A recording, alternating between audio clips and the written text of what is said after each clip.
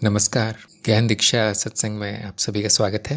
ज्ञान दीक्षा सत्संग ज्ञान दीक्षा कार्यक्रम का एक भाग है जो ज्ञान मार्ग के साधकों के लिए निःशुल्क ऑनलाइन उपलब्ध है ज्ञानमार्ग.गुरु पे। इस सत्संग में मैं आपके प्रश्नों का उत्तर देने का प्रयास करता हूँ, शंकाओं का समाधान, सत्यापन में सहायता करता हूँ और परीक्षाएं होती है। तो आज की सत्संग परीक्षा से शुरू करते हैं। योगेश की परीक्षा है। आपको 10 प्रश्न मिलेंगे। 50% या अधिक अंक आने पे आप चरण 4 में जाएंगे। उसके बाद हम बाकी लोगों के प्रश्न लेंगे। तो ये आपके 10 प्रश्न हैं। आराम से पढ़िए, आराम से उत्तर दीजिए। गुरुदेव को प्रणाम, कुरुक्षेत्र को प्रणाम और सुनने वाले सभी ज्ञानीजनों साधकों को मेरा प्रणाम। तो मेरा मेरा पहला प्रश्न है, ज्ञान के प्रति रुचि कैसे जागृत होती है? ज्ञान के प्रति रुचि, जहाँ तक गुरुदेव मेरा अनुभव है, ज्ञान के प्रति रुचि जागृत साधक के गुणों से होती है। अगर साधक में जिज्ञासा है, उसको ज्ञान जानने की इच्छा है, उसमें एक ज्ञान जानने की प्यास है उसमें, तो ज्ञान को जानने के प्रति जो उसकी रुचि है वो अपने आप जागृत हो जाएगी। तो इसके लिए साधक में गुण होना एक बेहद जरूरी है। और चूंकि अगर किसी साधक में गुण नहीं है तो वह अपने इन गुणों का विकास कर सकता है, प्रयास कर सकता है।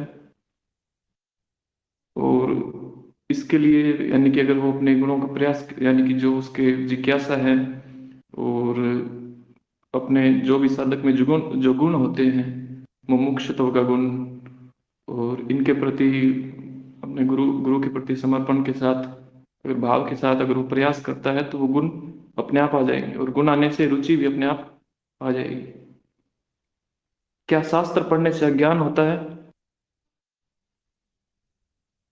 जी नहीं। शास्त्र में जो लिखा है, अगर हमने उसे अपने अनुभव, अपरोक्ष अनुभव और तर्क से सत्यापित या प्रमाणित नहीं किया है तो वह ज्ञान का कारण हो सकता है।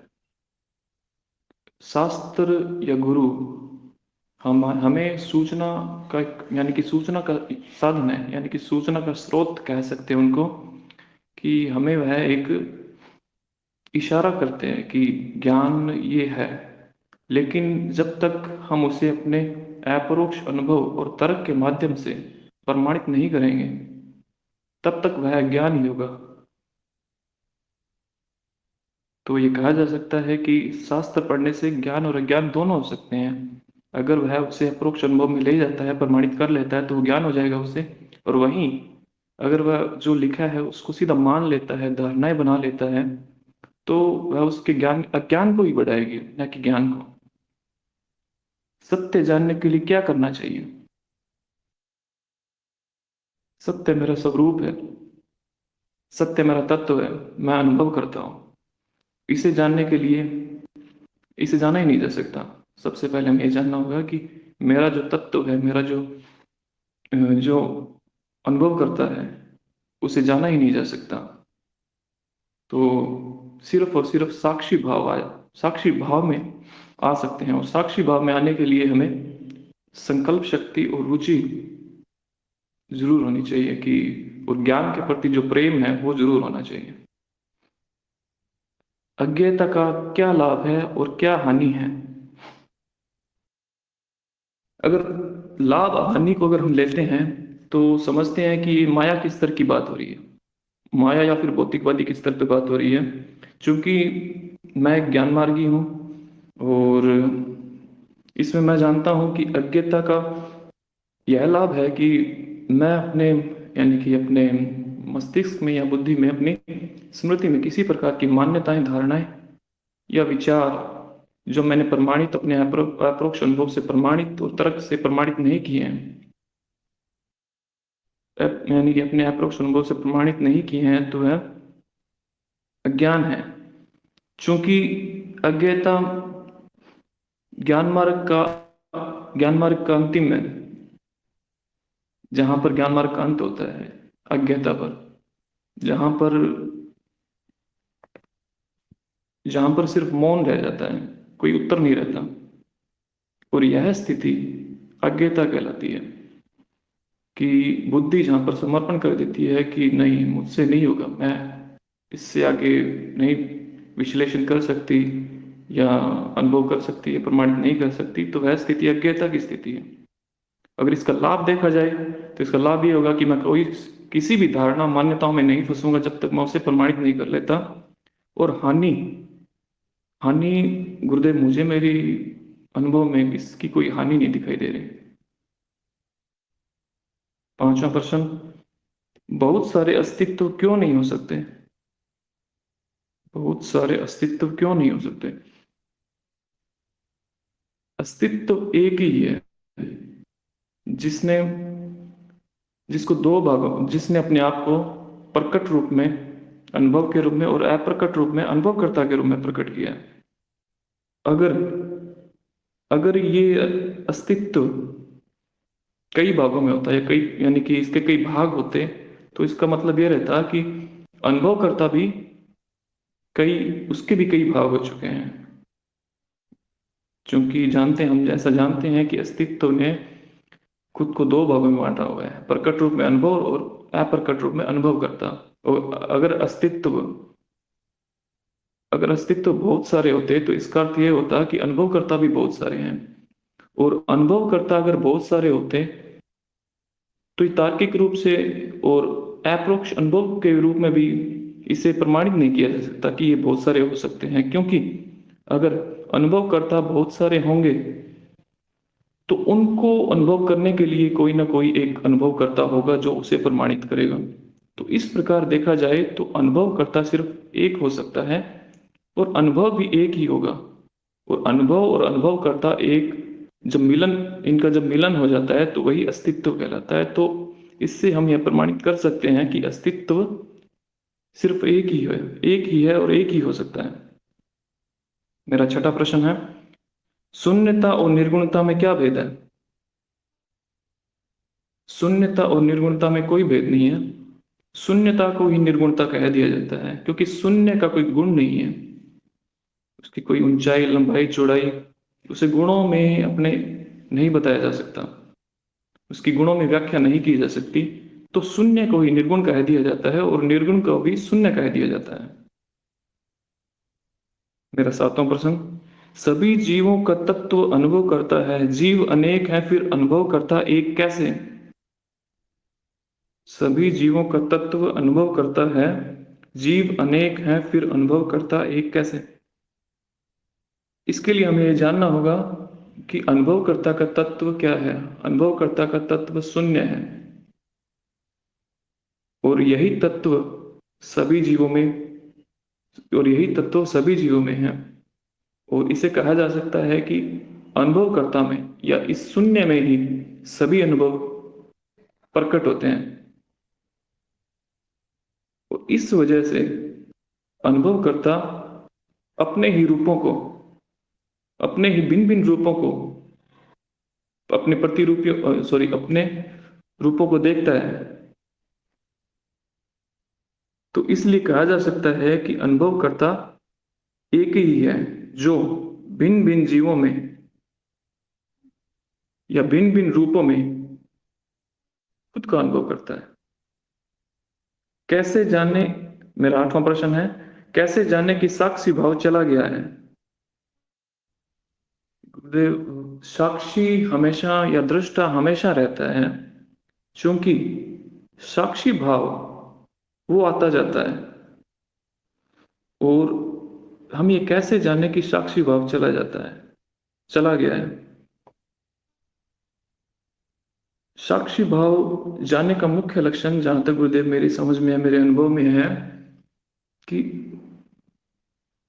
वही पशुवृत्ति, वही अहम वृत्ति पुनः प्रकट हो जाती है। व्यक्ति अपनी चित्त वृत्तियों के अनुसार कार्य करता है। वह उनका दृष्ट हालांकि हमें यह जानना होगा कि उनका जो दृष्टा है वो पहले से हमेशा विद्यमान है, उसका कोई अंत नहीं है, उसकी कोई शुरुआत नहीं है, वो हमेशा से विद्यमान है। लेकिन साक्षी भाव आता चला जाता है। और साक्षी भाव जानने का मुख्य कारण भिन्न भिन्न व्यक्तियों में भिन्न भिन्न हो सकता है। जैसे कि कोई नया साधक है उसके अगर कोई विघ्न आते हैं, जहां उसकी साधना इतनी परिपक्व नहीं हुई है, तो उसका साक्षी भाव जल्दी चला जाएगा। और वहीं कोई साधक जिसकी साधना बहुत उच्च उच्च किस्म की है, तो उसका साक्षी भाव हमेशा रहेगा। चाहे वह निद्रा में हो, चाहे वह कोई सी व्यवस्था में हो, वह साक्षी भाव में हमेशा रहेगा।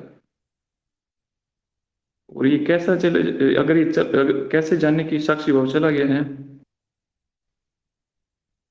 तो इसे देखने वाला दृष्टा जो साक्षी है, जी वो हमेशा ही रहेगा। मेरा नवा प्रश्न है, माया का ज्ञान क्यों आवश्यक है? माया का ज्ञान क्यों आवश्यक है? माया का ज्ञान ज्ञान मार्ग में इतना आवश्यक नहीं है, क्योंकि मैं ज्ञान मार्ग का साधक हूं। तो ज्ञान मार्ग में माया का कोई विशेष उपयोग नहीं है। हाँ, उत्तरजीविता में जीवन के लिए या भौतिक स्तर के लिए इसका बहुत उपयोग है। उत्तरजीविता के लिए इसका उपयोग है कि मुझे क्या खाना है, क्या रहना है, और अपने जीवन स्तर को बनाए रखने के लिए माया का ज्ञान लिया जा सकता है। क्योंकि ज्ञान मार्ग में माया के ज्ञान की कोई आवश्यकता नहीं है। मेरा 10वां प्रश्न है, मनन या सोचने मात्र से प्रमाण कैसे मिल सकता है? मनन या सोचने मात्र से प्रमाण कैसे मिल सकता है? जब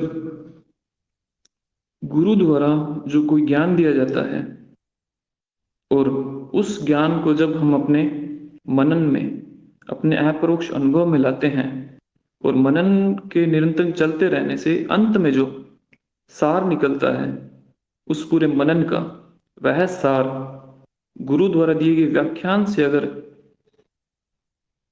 अगर मेल खाता है, तो वह कहा जा सकता है कि यह प्रमाण है।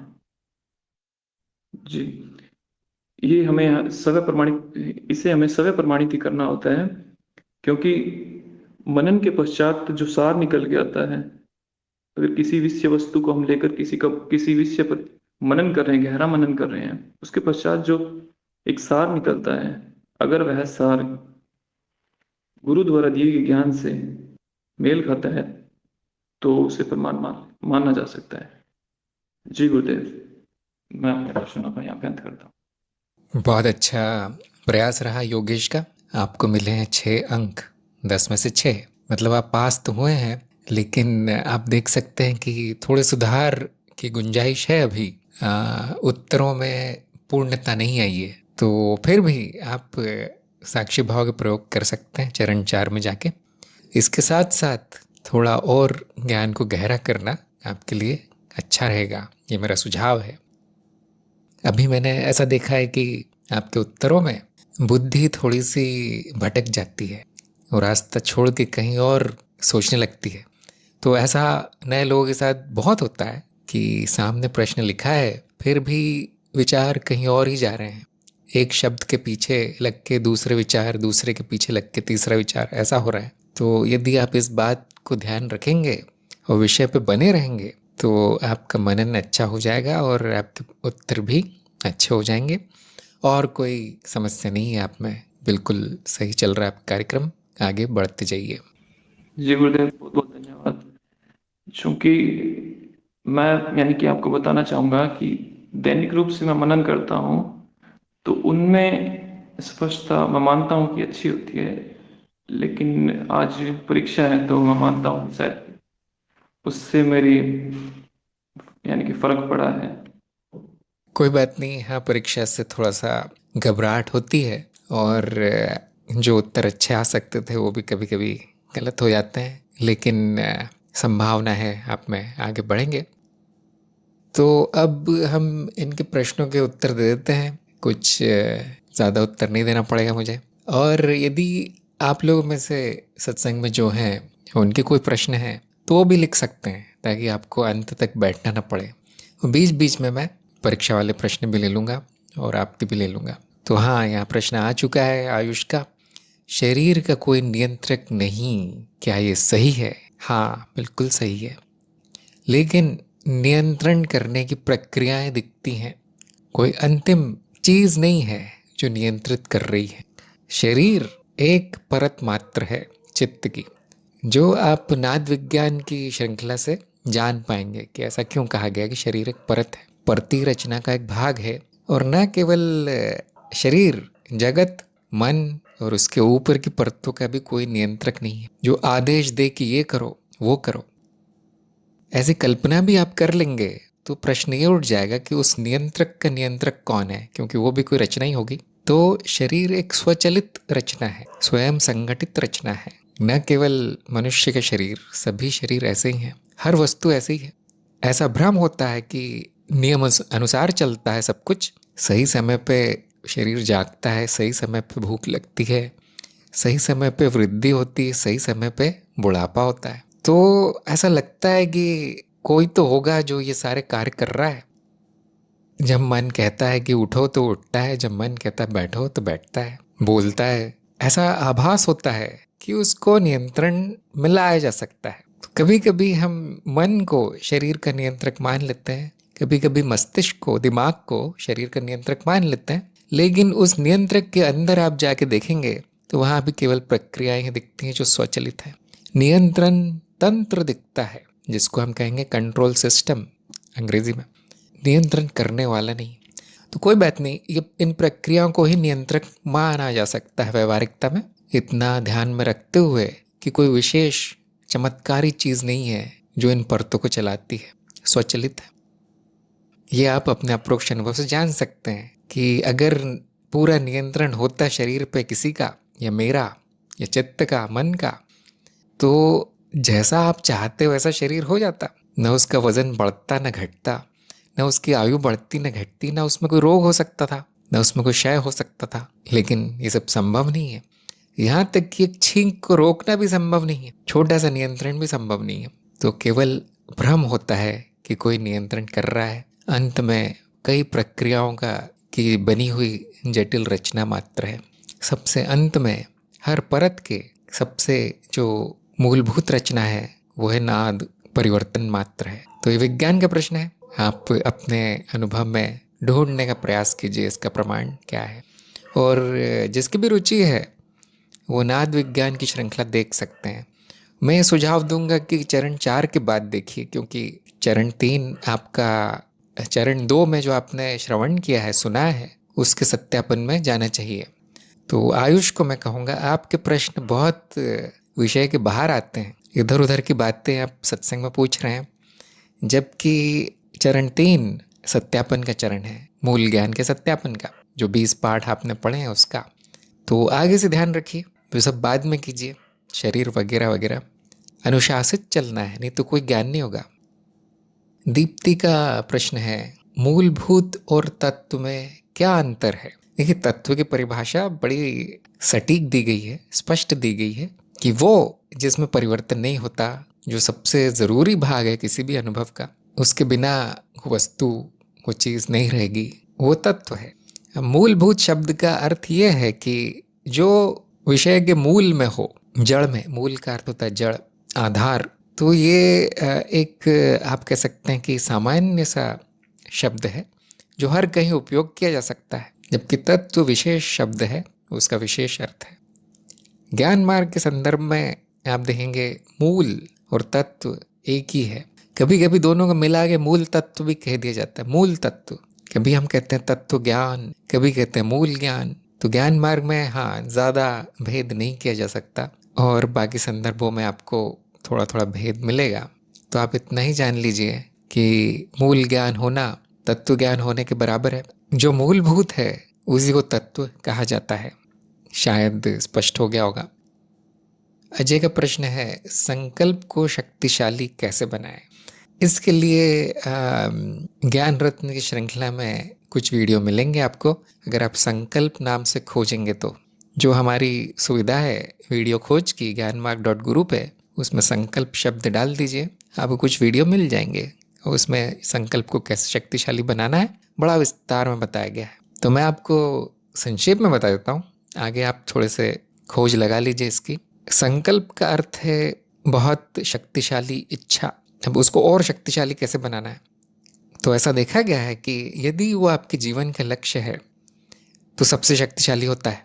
रक्षण भक्षण प्रजनन के बाद आपके जीवन का लक्ष्य आता है उसके ऊपर, वो सबसे शक्तिशाली होता है। और यदि वो जीवन का लक्ष्य नहीं है तो उसमें इतनी शक्ति नहीं होती। तो ध्यान दीजिए, आपके जीवन का लक्ष्य क्या है, वो अपने आप ही प्राकृतिक रूप से उसमें शक्ति होगी। और यदि वो नहीं है जीवन का लक्ष्य, तो फिर प्रयास करना पड़ता है उसको, वो इच्छा को धारण करने के लिए, उस इच्छा पे कर्म करने के लिए थोड़ा सा प्रयास लगता है, ऐसा लगता है ज़बरदस्ती हो रहा है।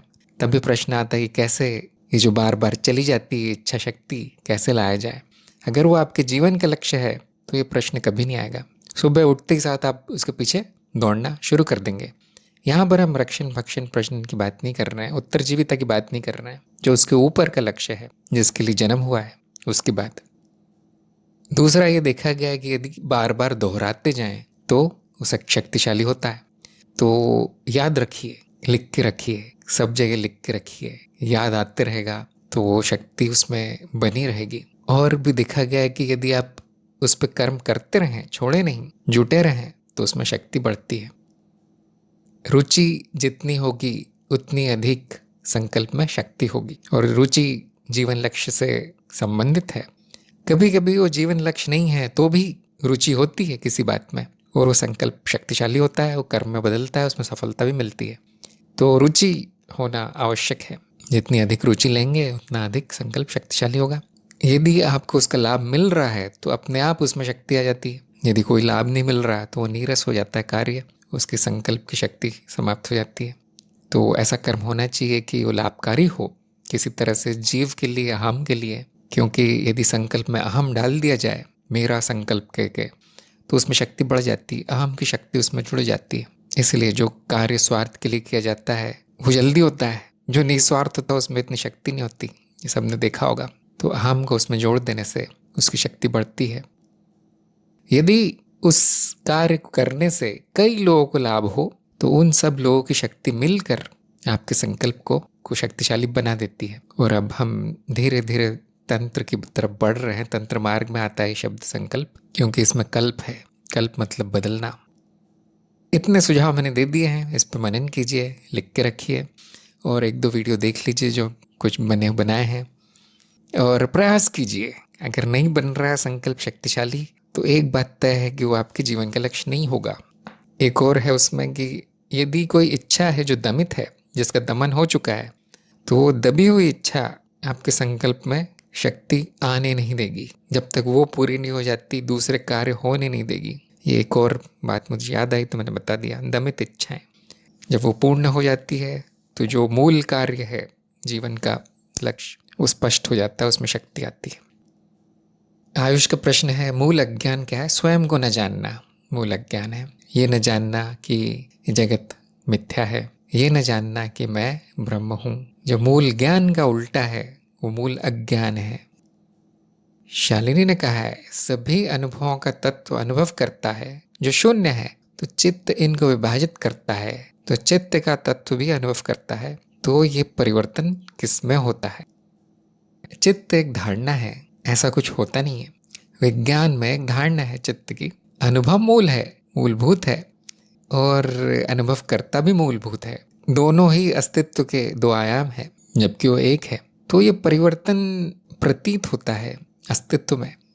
ऐसा प्रतीत होता है, आभास होता है कि कुछ परिवर्तित हो रहा है। उसका अनुभव अनुभवकर्ता को होता है, और फिर जो भी प्रतीत हो रहा है, जो भी प्रकट है, उसको हम अनुभव नाम दे देते हैं। तो परिवर्तन होता नहीं है, ये चीज़ ध्यान रखनी चाहिए।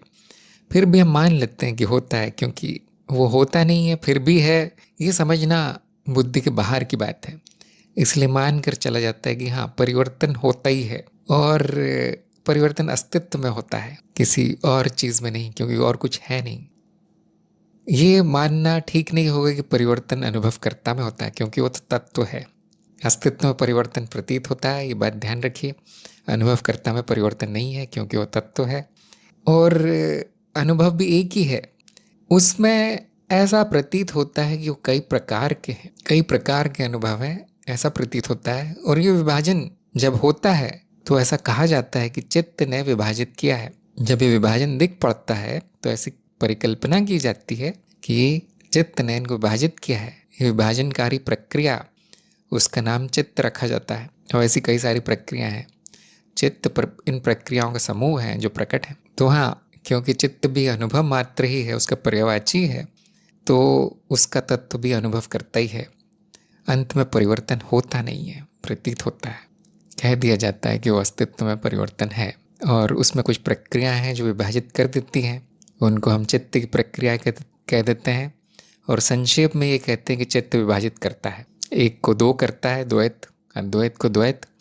और क्योंकि अनुभव करता है उसकी पहुँच के बाहर है, अनुभव चित्त के पहुँच में है, तो अनुभवों को भी विभाजित कर देता है आवश्यकता अनुसार। ये अच्छा अनुभव है, बुरा अनुभव है, ये भौतिक अनुभव है, ये मानसिक अनुभव है। इस प्रकार से ये इस वस्तु का अनुभव है, ये उस वस्तु का अनुभव है, ये विचार है, ये भावना है, ये इच्छा है। ऐसे विभिन्न प्रकारों में बांट दिया जाता है। ये बांटने वाली वृत्ति को ही आप चित्त कह सकते हैं, नाम मात्र है। ऐसा नहीं कि अनुभव करता और चित्त एक तीसरा, ऐसा नहीं है। अस्तित्व में दो ही हैं, तीसरा नहीं है। चित्त भी अनुभवों का ही पर्यायवाची है, उसको कर्ता की श्रेणी में डाल दिया गया है व्याख्या करने के लिए कि इतने सारे क्यों प्रतीत होते हैं या एक के दो कैसे हो जाते हैं। इस तथ्य की व्याख्या करने के लिए ये परिकल्पना बनाई गई है चित्त की, और उस परिकल्पना को और आगे विस्तार में बढ़ा दिया गया है। तो चित्त की परिकल्पना माया की संपूर्ण व्याख्या कर देती है। कहाँ किया गया है ये? नाद विज्ञान की श्रृंखला में, वीडियो श्रृंखला में, जो हमारे कार्यक्रम का भाग था।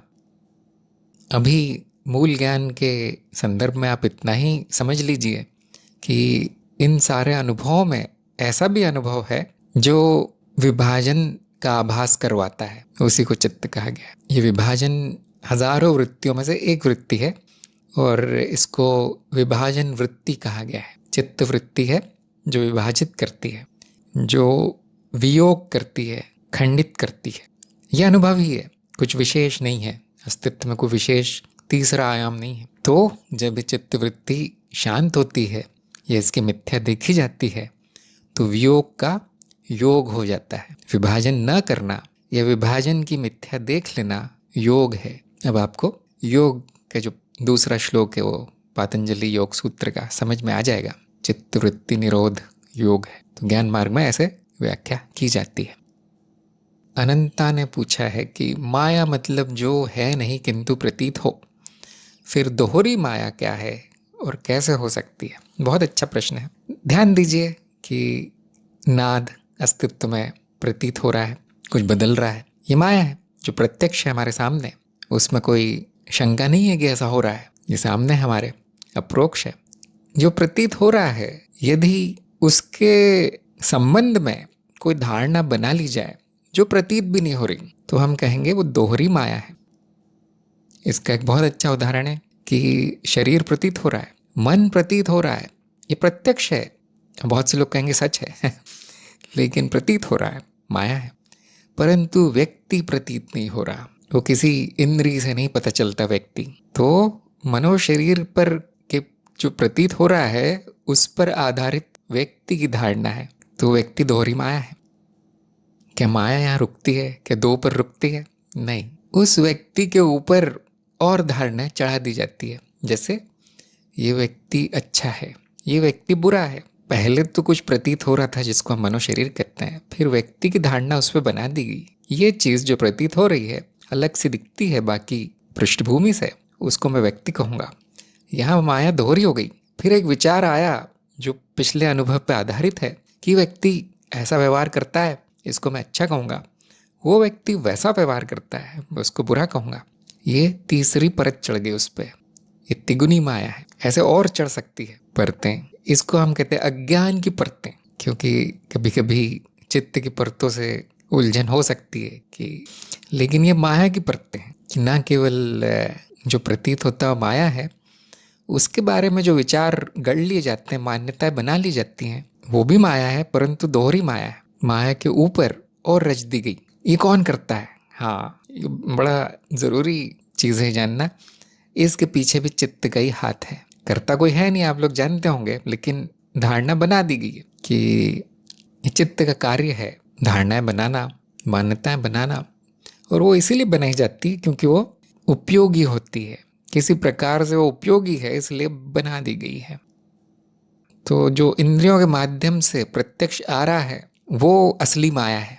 फिर उसके ऊपर कई धारणाएं आरोपित हैं, वो दोहरी तिहरी माया है। एक और बड़ा अच्छा उदाहरण देखने को मिलता है कि आप किसी से पूछें कि आप कौन हैं, तो वो नाम बताता है, कभी कभी जगह बताता है कहाँ रहता है, कभी कभी देश बताता है। अगर वो विदेश में घूम रहा है तो वो बताएगा मैं भारतीय हूँ। तो वो क्या है, उसका उत्तर ये आना चाहिए था कि मैं वही हूँ जो आप हैं, अनुभव करता। लेकिन देखिए कितनी सारी परतें अज्ञान की उस पर चढ़ी हैं। तो स्वयं को कहता है, नाम बताते हुए कहता है कि मैं ये हूँ, उसके नीचे कई प्रकार की धारणाएं मौजूद हैं। और व्यवहारिकता में ये ठीक है, ज़रूरी है। कोई पूछे कि आप कौन हैं तो आप बोल नहीं सकते कि मैं अनुभव करता हूँ, कोई समझेगा नहीं और आपको पागल भी समझेंगे हो सकता है। तो हाँ, नाम बताना ही ठीक है। तो काम भी बता सकते हैं कि मेरा ये काम है, ये इसको हम कहते हैं पहचान। तो आपकी जो पहचान है वो कई प्रकार की माया है, उसमें कई परतें हैं। बस कैसे पता चलता है वो माया है, बदलता रहता है, असत्य है। तो दोहरी माया का ये अर्थ नहीं कि कोई अलग प्रकार का अनुभव हो जाएगा कहीं जाकर किसी अवस्था में, ध्यान में, या ऐसा या वैसा नहीं। दोहरी माया का ये अर्थ है कि जो प्रकट है उसके ऊपर और आवरण चढ़ा देना। और अप्रोक्ष अनुभव वो है जो इन सारे आवरणों को हटा के देखा जाता है। अंत में क्या देखा जाता है, सब मिथ्या है, शून्य है। यहाँ पे माया समाप्त होती है, उसका दिखना बंद नहीं हो जाएगा, उदाहरणाएं समाप्त नहीं हो जाएंगी, ज्ञान हो जाएगा, माया का सत्य दिख जाएगा। या आप कह सकते माया का राज खुल जाएगा कि ये वो सब नहीं है जो चित्त ने गढ़ा है। तो कभी कभी संक्षेप में हम कह देते हैं कि माया चित्त निर्मित है। यहाँ दोष चित्त को दे दिया जाता है जो कि अपने आप में एक धारणा है, सभी अनुभव चित्त निर्मित है, ऐसा भी कह दिया जाता है कभी कभी। तो इससे ये उलझन हो सकती है कि हाँ, चित्त को अपने आप में स्वतंत्र चीज़ है जो निर्मित कर देता है माया को। ऐसा नहीं है, धारणा है, परिकल्पना है। शालिनी का प्रश्न है, परिवर्तन का अनुभव भी अनुभवकर्ता को होता है? हाँ, और कोई है नहीं, देखिए अनुभव लेने के लिए और कोई है नहीं। अगर किसी और को होता तो प्रश्न आ जाता कि दिखाइए वो क्या है जिसको अनुभव होता है। और अगर आप देख लेते, उसका प्रमाण मिल जाता, तो वो अनुभव होता, कोई अनुभव करता नहीं। और ये कहना ठीक नहीं है कि एक अनुभव का अनुभव दूसरे अनुभव को हो रहा है, एक परिवर्तन को दूसरे परिवर्तन ने देखा, ऐसा नहीं होता। तो सभी अनुभव परिवर्तनशील है और सभी अनुभव अनुभवकर्ता को होते हैं। अंत में इसको ये होता है, उसको वो होता है, ये कहना द्वैत की भाषा है। अद्वैत में एक है, परिवर्तनशील और अपरिवर्तनीय एक ही है। परिवर्तनशील नाम रूप है, अपरिवर्तनीय तत्व है। शालिनी का प्रश्न बड़ा विचित्र है क्योंकि अनुभवकर्ता की परिभाषा ही ये है कि जिसको अनुभव होते हैं, और किसको होंगे, और वो अस्तित्व स्वयं है। जो परिवर्तन का अर्थ है अनुभव, अनुभव और परिवर्तन पर्यायवाची है, क्योंकि और किसी चीज़ का अनुभव नहीं होता। ऐसा कोई अनुभव नहीं होगा आपको जहाँ परिवर्तन ना हो। क्या है ऐसा कुछ? वो परिवर्तन ना हो तो फिर वो सत्य हो जाएगा, वो तो तत्व हो जाएगा फिर। तो अनुभव और परिवर्तन पर्यायवाची है। तो शायद शालिनी के मन में शंका है कि परिवर्तन कुछ अलग चीज़ है, अनुभव अलग है, और पता नहीं ये परिवर्तन किसको होता है, उसका अनुभव किसको होता होगा। ऐसा नहीं है, जो प्रत्यक्ष है आपके आंखों के सामने अभी प्रकट है वो परिवर्तन ही है, वो परिवर्तन ही है जिसका अनुभव हो रहा है। परिवर्तन कोई अलग सी चीज़ नहीं है। अंत में हम ये कहते हैं परिवर्तन है नहीं। आयुष के प्रश्न है, जीव क्या होता है? मनो शरीर यंत्र को जीव कह सकते हैं। मन और शरीर जीव है, जो जन्म लेता है वो जीव है, जिसका जीवन है वो जीव है, जिसकी मृत्यु होती है वो जीव है, मनो शरीर। अनंता ने कहा है तो हम इन्हीं परतों को हटाते हैं, मतारोपण। हाँ, अज्ञान का नाश, धारणाओं के नाश से, मान्यताओं के नाश से जो तरह तरह के विश्वास, अंधविश्वास बना रखे हैं मन में, मनगढ़ंत, उनके शुद्धि से, उनकी सफाई से शुरू होता है अज्ञान का नाश। धीरे धीरे हम इनको हटाते हैं और जब मूल माया पे पहुंचते हैं तो उसको नहीं हटाया जा सकता, माया को नहीं हटाया जा सकता। माया धारणा नहीं है, अप्रोक्ष है, बाकी सभी धारणा है। माया को हटाने के बाद या माया का ज्ञान होने के बाद, माया तो हटा नहीं सकते, उसका ज्ञान होने के बाद सत्य सामने आता है, तत्व जो आप स्वयं है। इसको हम कहेंगे आत्मदर्शन, आत्म साक्षात्कार, आत्मज्ञान। तो जितनी ज़्यादा परतें होंगी मान्यताओं की, अंधविश्वासों की, धारणाओं की जितनी ज़्यादा होंगी, उतना समय लग जाएगा मूल तक पहुंचने में, जड़ तक पहुंचने में। इसलिए जो पहले से मतारोपण और मान्यताओं से रहित है, उसको ज्ञान जल्दी हो जाता है। कुछ लोगों में इतनी ठोस हो चुकी मान्यताएं कि वो उनको सत्य मानते हैं और उनको ज्ञान होने की कोई संभावना नहीं है। क्या कभी नहीं होगा? ऐसा नहीं है, कम से कम इस जन्म में नहीं होगा, ऐसा कहते हैं ज्ञानी जन, ऋषि मुनि कहते हैं ऐसा कि कई जन्म लग जाएंगे इसको। तो मान्यताओं पे जो प्रश्न चिन्ह लगा देता है अपनी, उसको ज्ञान जल्दी प्राप्त होता है। और गुरु का कार्य एक ही है, मान्यताओं की तरफ संकेत करना। ना आप सत्य की तरफ संकेत कर सकते, ना माया की तरफ। देखो ये मान्यता है तुम्हारी, इतना गुरु संकेत करता है बस, और उनको त्याग देना है। इसके लिए अप्रोक्ष अनुभव और तर्क जरूरी है, तब वो मान्यताएं नष्ट होती है, तब मूल ज्ञान होता है, तब तत्व ज्ञान होता है। फिर मान्यताओं को अपना लेना है, वापस ले आना है, क्योंकि उनके बिना जीवन नहीं चलेगा, है ना। अब व्यक्ति की धारणा मान्यता समाप्त कर देंगे तो समाज में रहना थोड़ा मुश्किल हो जाएगा, क्योंकि बाकी लोग व्यक्ति ही हैं उस हिसाब से। अगर आप जैसे मैंने कहा अपना नाम नहीं बताएंगे, परिचय नहीं बताएंगे, पहचान, थोड़ा कठिन हो जाएगा जीवन चलाना। तो उनको फिर से धारण कर लेना है, लेकिन जो ज़रूरी है वो, जो आवश्यक है वो, जो अनावश्यक है उनको ज़रूरत नहीं है लेने की। और जीवन चलता रहेगा, सुचारू चलता रहेगा, अच्छा चलता रहेगा। तो अपने आप में वो मान्यताएं, धारणाएं जो चित्त निर्मित है, अपने आप में उनमें कोई बुराई नहीं है, उनको सत्य मान लेना बुराई है। बुराई भी कैसी बुराई? केवल ज्ञान मार्ग के साधक के लिए बुरा है वो, क्योंकि वो सत्य जानना चाहता है। बाकी सभी लोगों का, सभी जीवों का जीवन इस परती रचना में बहुत अच्छा चल रहा है। उनको जो अच्छा लगता है उसको सत्य मान लेते हैं, अपना जीवन जीते हैं और समाप्त हो जाते हैं। तो यदि आपके जीवन का लक्ष्य ज्ञान है या सत्य है, तो उनको हटाना ज़रूरी है, नहीं तो नहीं। नहीं तो वो जैसा खेल चल रहा है, लीला चल रहा है। शालिनी ने कहा कि मुझे लगा है चित्त को होते हैं, क्योंकि अनुभव तो एक ही। हाँ, तो चित्त की परिभाषा आपने फिर गलत समझी। चित्त स्वयं एक अनुभव है, एक धारणा है, परिकल्पना है कि इस तरह की रचना है जिसमें ये वृत्तियाँ चलती है, वो वृत्तियाँ चलती है, ये प्रक्रिया चलती है, वो प्रक्रिया चलती है। शरीर भी उसी का भाग है, उसी रचना का, और यही विभाजित भी करता है, क्योंकि विभाजन प्रक्रिया भी यहीं चलती है। तो वो धारणा बना दी गई है समझने के लिए, माया को समझने के लिए। है नहीं ऐसा कुछ, सत्य नहीं है। जैसे आप पूछेंगे मुझे दिखाइए चित्त कहाँ है, मैं नहीं दिखा पाऊंगा, है नहीं वो। जो दिखता है वो अनुभव है, जो प्रकट है वो अनुभव है। फिर उस पर धारणाएं गढ़ दी गई हैं। तो सारी वैज्ञानिक परिकल्पनाएं, वैज्ञानिक सिद्धांत केवल धारणाएं मात्र हैं। बड़ी विचित्र बात है। तो जिन्होंने इन धारणाओं को सत्य मान रखा है, उनको ज्ञान होने की संभावना बहुत कम हो जाती है। और इनमें वो सारे पढ़े लिखे लोग आ जाते हैं जो किताब में जो लिखा है उसको परम सत्य मानते हैं। इसलिए पढ़ाई आपको सत्य से दूर ले जाती है। अगर वही पढ़ाई के शुरुआत में किताब के पहले पन्ने पे अगर लिख दिया जाए कि आगे जो विज्ञान या जो भी बताया जा रहा है वो धारणा मात्र है, तो शायद ही किसी को अज्ञान होगा, वो भी इतना गहरा अज्ञान। शायद ही किसी की पक्की धारणाएं बनेंगी। फिर आगे लिख दिया जाएगी ये धारणा बड़ी काम की है, छोड़ना नहीं चाहिए इनको। विज्ञान बड़ी काम की चीज़ है, उत्तरजीविता में सहायक है। जैसे आज प्रश्न आया था कि माया का ज्ञान क्यों आवश्यक है, बिल्कुल सही उत्तर आया उनका, सहायक है जीवन के लिए। तो और अच्छा होता फिर यदि शिक्षा ऐसे दी जाती, मूल से शुरू की जाती शिक्षा, मूल ज्ञान से, तो वो शिक्षा सार्थक होती। तो कहीं मनुष्य की सभ्यता में एक दोष आ गया है कि वो ज्ञान भूल चुके हैं, धारणाओं में जी रहे हैं। चित्त निर्मित प्याज की परतों की तरह उनका जीवन है, सत्य खो चुका है। और ज्ञान मार्ग एक तरीका है, बहुत जल्दी आपको वास्तविकता में ले आता है, बहुत जल्दी। और इसलिए क्योंकि ये दोष बुद्धि का है, तो जिसकी बुद्धि तेज है वही देख पाता है कि हाँ ये दोष है यहाँ। आम जो बुद्धि है दोषपूर्ण है, वो शब्दों में, धारणाओं में, मान्यताओं में, अंधविश्वासों में डूब चुकी है।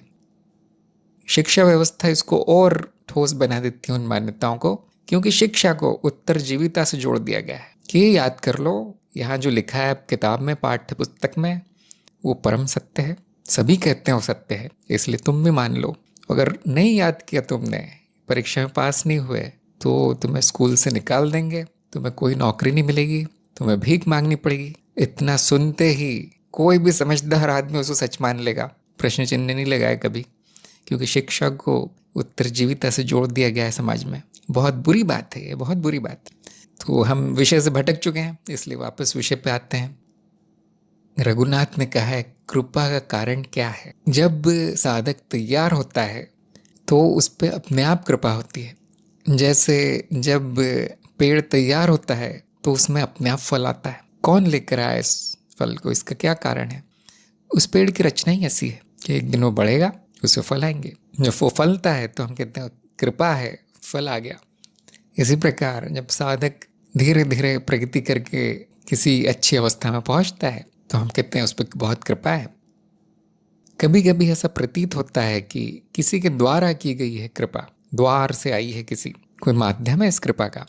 अक्सर वो माध्यम गुरु होता है, या गुरु के द्वारा लिखी कोई पुस्तक होती है, या कोई घटना होती है जीवन की जो कुछ सिखाती है। जो कुछ सिखा दे वो गुरु है, चाहे वो घटना ही हो, चाहे किताब हो, चाहे कोई व्यक्ति हो।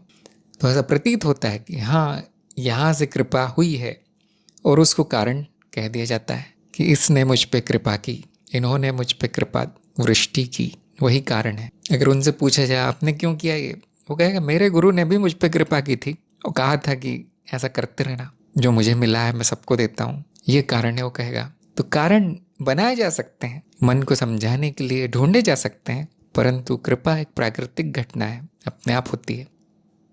कभी कभी हम क्यों कहते हैं कि आप पे कृपा नहीं हो रही, आप पे नहीं हो सकती कृपा, ये ऐसे ही कहा जाता है, इसमें कुछ अधिक सत्य नहीं है। किसी किसी में देर से होती है कृपा, कहीं कहीं पे किसी किसी पेड़ में थोड़ी देर से फल आता है, वो बढ़ा नहीं अभी तक, वहाँ पहुँचा नहीं है कि उसमें स्वादिष्ट फल आ सके। तो तुलना करते हुए हम कह देते हैं इस पे हो गई लेकिन इस पे नहीं हुई कृपा।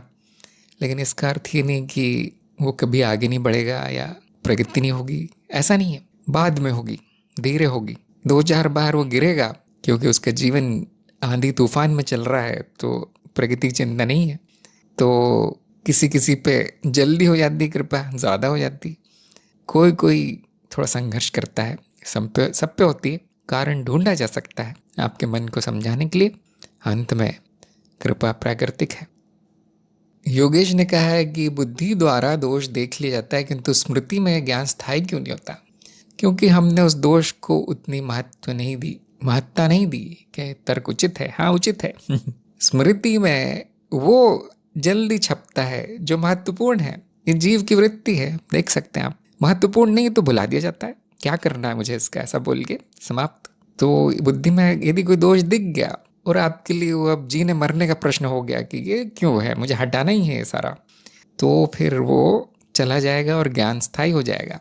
महत्व ज़्यादा दिया गया उसको नहीं। तो हाँ, ऐसे लोग कहते हैं कि ये ज्ञान है, वो विज्ञान है, वो अज्ञान है, मुझे क्या करना है, मेरा जीवन बहुत अच्छा चल रहा है, हंसी खुशी चल रहा है, मैं तो यहाँ जीने के मज़े लेने के लिए हूँ, तो यहाँ पे कुछ भी नहीं होगा। क्योंकि वो न उसको दोष माना गया, न उसे कोई महत्व है। कितनी बार भी कोई दिखा दे कि ये दोषपूर्ण है, उस व्यक्ति के लिए उसका कोई महत्व नहीं है, वो अज्ञान वैसा ही रहेगा, कितनी बार भी वो देख ले। कभी कभी ऐसा व्यक्ति कहते हुए पाया जाता है, हाँ वो ज्ञान है, ठीक है, बड़ी बड़ी किताबों में लिखा है, ये लोग कहते हैं, मेरे किसी काम का नहीं है। तो अब जैसा कि मैंने कहा, कृपा नहीं हुई है इतनी। कब होती कृपा? जब वो जिंदगी के मजे दुख में बदलने लगते हैं, जो कि होगा ही, क्योंकि जीवन द्वैत है, पूरी तरह द्वैत में चलता है। तो वो उसका चक्र घूम कर दुख की स्थिति में आ ही जाता है, कभी जल्दी होगा कभी देर से। तो जब जल्दी होगा तो हम कहते हैं आध्यात्मिक व्यक्ति की दृष्टि में हम कहेंगे इस पे जल्दी कृपा हो गई। इसको जल्दी समझ में आ गया। कभी कभी बहुत देर लगती, कई जन्म सुख में बिताता है व्यक्ति, अज्ञान में भी सुख है कहता है। तो हम कहते हैं हाँ, इसका भाग्य है, इसके पुण्य कर्म है, इस पे भी कृपा होगी। ये भी तो कृपा ही है कि उसको कोई काम नहीं है ज्ञान से, उसके जीवन में महत्व नहीं है इन सब दर्शनों का और ज्ञान विज्ञान का, अजीब अजीब शब्दों का। हम कहते हैं ये भी तो कृपा है। तो ऐसे व्यक्ति को जीवन के मजे लेने के लिए छोड़ दिया जाता है। न उसको गुरु कुछ बोलेगा कि ये कर लो, न कोई और बोलेगा, सुखी है वो।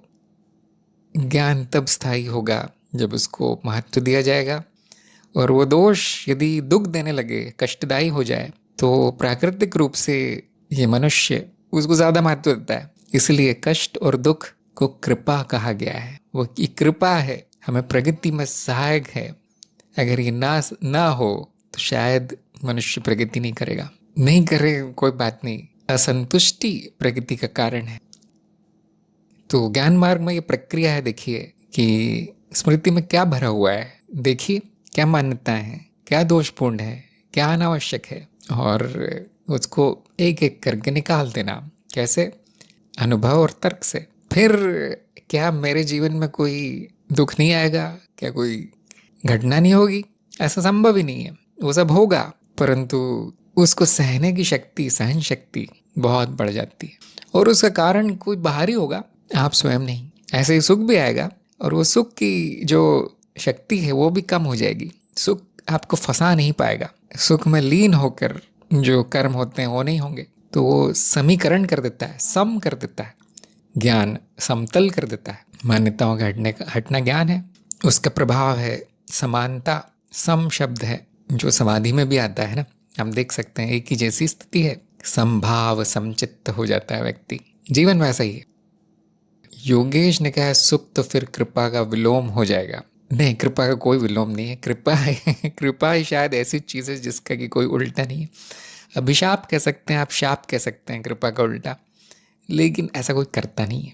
प्रकृति में ऐसा कुछ कोई व्यवस्था है नहीं। तो सुख भी कृपा है, दुख भी कृपा है। सुख है तो आनंद ले लो, वही तो कृपा है। जीव क्या चाहता है? सुख और मुक्ति, तो वो भी कृपा है। और अगर दुख आ जाए तो बड़ी कृपा है, क्योंकि अब सीखने को मिलेगा, अब प्रगति होगी।